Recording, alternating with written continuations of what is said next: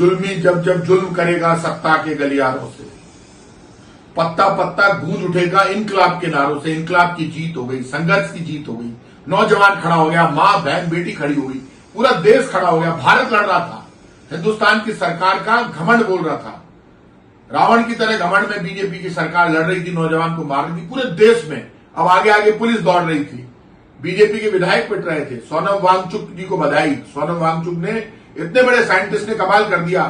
26 से 27 दिन का अनशन, अगला डटा रहा सच्चाई के लिए। ऐसे ही नौजवान जंतर मंतर पर डटा हुआ था। राहुल गांधी संसद में रुका हुआ था कि संसद नहीं चलने दूंगा। सोनम वांगचुक ने कहा कि मैं मर जाऊंगा लेकिन झुकूंगा नहीं। आखिर धर्मेंद्र प्रधान को इस्तीफा देना पड़ा। धर्मेंद्र प्रधान इस्तीफा नहीं देते तो सरकार का इस्तीफा होता, क्योंकि क्रांति रुकने वाली नहीं थी। सरकार के देरी से समझ में आई, अरे पहले ही मान जाते भाई, रोज पिटाई करवा रहे हो।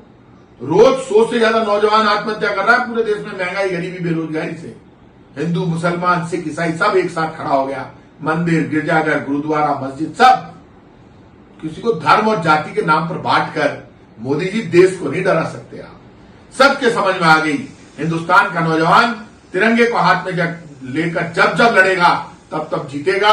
अभी उल्टी गिनती शुरू हो गई है बीजेपी और मोदी सरकार की। देश जाग गया है, देश जाग गया है, सरकार को झुकना पड़ेगा। महंगाई, गरीबी, बेरोजगारी पर नौजवान का सम्मान करना पड़ेगा, उसके मुद्दों को पूरा करना पड़ेगा, उसकी आत्महत्याएं बंद करनी पड़ेगी। मैं फिर एक बार नौजवान को संघर्ष के लिए बहुत बहुत बधाई देता हूं।